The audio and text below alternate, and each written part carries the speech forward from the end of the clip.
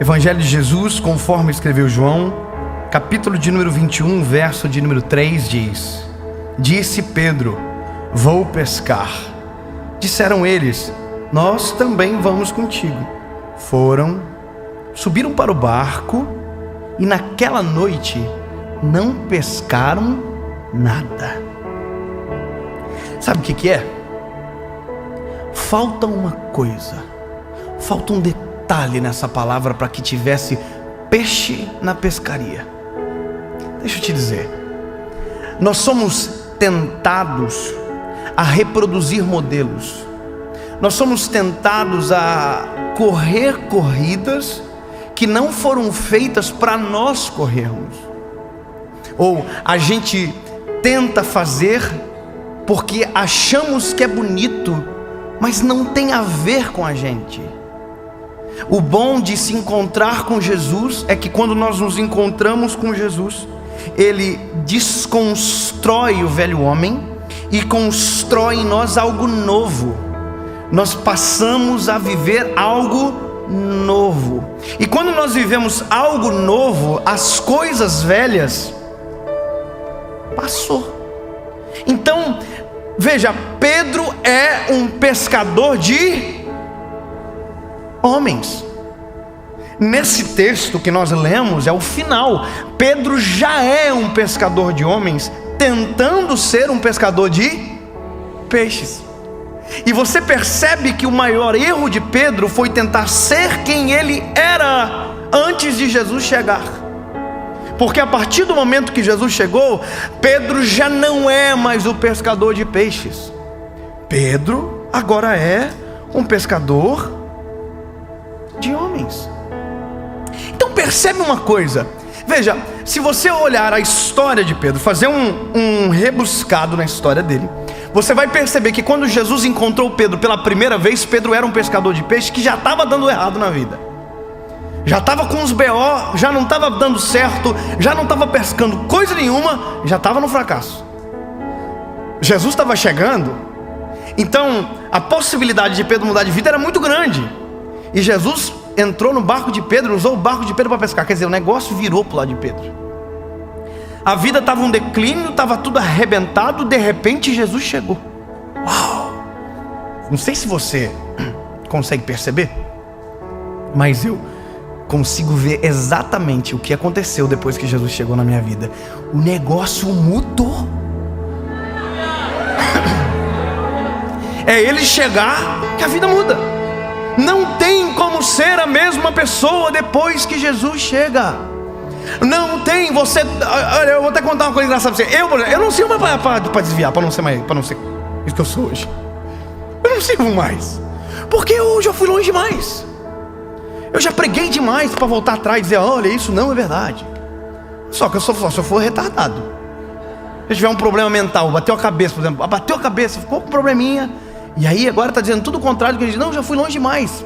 Eu já vivi coisa demais para tentar ser quem eu era antes. Agora não dá mais. Alguém vai melhor dizer: ei, já pensou eu tentar ser cantor hoje? Eu acho lindo cantar. Quer ver? Dar uma nota aí, André. Você percebe quando a pessoa não canta, quando ela tenta fazer isso para pegar o tom. Qual era a música que a gente cantava antes, André? Era essa? Que música é essa mesmo? Como? Ah, tá. Ainda não peguei, vou pegar. Não dá mais. Não dá nem para tentar. Você sabe como canta, Davi? Eu sei. Se eu ouvir, eu digo: eita, como canta bem, mas não sei fazer igual. Porque não é a minha corrida, não é a minha história, não foi o que Deus planejou para mim, não foi o que aconteceu depois que o Senhor Jesus entrou na minha história. Aí que tá. Pedro era um pescador de peixes. Jesus encontrou Pedro. Pedro pescou, jogou a rede para o lado direito. Lembra da história? Jesus olha para Pedro e diz: Pedro, lança a rede para o lado direito. Aí Pedro olha para Jesus: sob a tua palavra eu lançarei a rede. Ele está dizendo: se der errado, culpa é sua. Então, só que ele joga a rede para o lado direito. E quando ele joga a rede para o lado direito, o que tem? Peixe. Pedro tinha acabado de descobrir que o segredo da vida dele não era o lado que jogava o peixe, era a palavra. A palavra muda tudo. Se a palavra tivesse dito, joga para o lado esquerdo, ia ter peixe. Se ele disse, joga para frente, ia ter peixe. Joga para trás, ia ter peixe. Joga na árvore, tem peixe. Porque mais poderoso do que cenário, circunstância, acaso é a palavra. A palavra é a coisa mais poderosa que alguém pode ter sobre a vida. Não existe nada mais poderoso do que a palavra. Você pode ter a técnica, você pode ter tudo. Se não ter a palavra, não tem absolutamente nada. Não adianta. Quer ver uma coisa? Vou contar um segredo para vocês disso aqui, da série. Isso aqui nasceu em Joinville, no meu coração, Deus colocou. Mas como que nasceu? Nasceu eu pregando em pé e contando para as pessoas aquilo que Jesus tinha feito, certo? Por que eu prego sentado? Tem gente que pensa que eu sou anão. Aliás, eu fico gordinho. Gente, eu não sou gordinho. Eu sou eu sou, não sei, agora também. Mas por que eu prego sentado? Porque a primeira vez que eu gravei a série, as pessoas estavam sentadas no chão. Se eu ficasse em pé, ia dar dor no pescoço. Isso aqui não é técnica. Isso aqui não é a receita. Por que esse microfone, pastor David? Eu não queria esse microfone, eu queria um cromadinho bonitinho que eu vi na internet. Mas no dia só tinha esses miseráveis aqui. Então eu usei ele porque só tinha ele. Eu só usei o banco que o pessoal estava no chão. Isso aqui não é o segredo.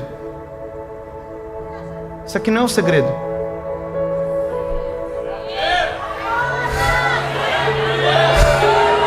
O segredo é a palavra. A palavra é o segredo. A palavra liberada, a palavra pregada, a palavra lançada. Esse é o segredo de tudo. Então não adianta tentar copiar modelos. Não adianta tentar correr a corrida dos outros. Se não for aquilo que a palavra liberou sobre você, você está perdendo tempo. Olha que coisa extraordinária. Pedro jogou o lado direito, porque Jesus mandou jogar para o lado direito. Jesus falou para Pedro, Pedro, joga para o lado direito. Eu vou jogar para o lado direito, sobre a tua palavra. Isso é errado, tu é culpado. Só que quando ele jogou para o lado direito, tinha peixe. E muito peixe. Olha só, peixe. Quantos peixes tem? A Bíblia não conta. Porque aqui não é importante o peixe, aqui só importa uma coisa: a palavra. Ele volta para a praia. Jesus diz para ele: ô Pedro, o que tu é hoje mesmo? Pescador de peixe. Aí Jesus diz para ele: Pedro, eu vou te transformar num pescador de homens. Aí o que Pedro faz? Pedro abandona o peixe e se agarra na palavra. Tem gente que vive a vida inteira agarrada no peixe e esquece da palavra. Aí vive a vida inteira num ciclo de fracasso, num ciclo de derrota, num ciclo de problema, porque a palavra não foi ouvida, respeitada, atendida. Você era um pescador de peixe, Pedro. Agora você é um pescador de homem. Então tá bom. Aí beleza, aí a vida do Pedro começa. Jesus treina Pedro. Jesus tem muita paciência. Quando eu vejo Jesus cuidando de Pedro, digo: olha, por isso que Jesus cuida de mim, porque eu sou nesse nível de insuportabilidade igual o Pedro é. Chato, teimoso, curioso, brabinho. Sou eu, sou sanguíneo, sou eu, a vida. O Pedro é eu na vida, eu sou curioso, eu gosto de ver confusão, eu gosto de ver... Se eu estou dentro do avião, tá dando treta, eu gosto de saber o que está acontecendo. Eu fico assim, gente. Lembra quando Jesus está na ceia? Na última ceia, João está com a cabeça no peito de Jesus, Pedro está na frente, Jesus diz: olha, alguém vai me trair. Pedro está na frente e diz assim: João o quê? Pergunta para ele quem é. Eu sou o Pedro na vida, eu sou assim. Só que aí toda a vida de Pedro com Jesus é treinamento. Treinamento para quê? Para ser pescador de homens. Só que quando Jesus vai para a cruz, quando Jesus morre, ressuscita, aparece 2 vezes no intervalo da segunda para a terceira vez, Pedro toma uma decisão: eu vou voltar a ser quem eu era antes de Jesus chegar na minha vida. Essa é a pior decisão que alguém pode tomar. Tentar fazer com a sua força aquilo que quem determina é a palavra. Sabe, Pedro entra no barco. O problema é o seguinte: Pedro entra no barco, todo mundo entra com ele, né? Ou seja, quando a gente tenta ser quem a gente era antes, quem conheceu a gente antes, às vezes tenta experimentar do fracasso novamente. Que loucura, né? Pedro tem que comprar barco novo, rede nova, porque não tem, tudo ficou na beira da praia, apodreceu. Pedro tem que investir no velho homem. Já pensou tu investir naquilo que já deu errado? Pois eu conheço milhões de pessoas que investem naquilo que deu errado. 1, 2, 3, repete. Parece que vive num replay de fracasso. Fracassou, volta. Fracassou, volta. Não, pode ter tudo, mas se faltar uma coisa não adianta. Pedro tem barco, tem rede, tem mar e tem um lado direito para jogar. Já parou para pensar que Pedro passou a noite inteira pescando, né? A Bíblia diz que Pedro passou a noite inteira pescando, chegou na praia e não tinha nada. Já parou para pensar que quando Pedro está no meio do mar, Pedro jogou a rede para o lado direito algumas vezes? Imagina Pedro assim: olha, gente, vou fazer uma coisa nova aqui, hein? Ó, vou jogar para o lado direito. Deu certo de novo, não? Mas por que não dá certo? Se é igual, falta uma coisa: a palavra.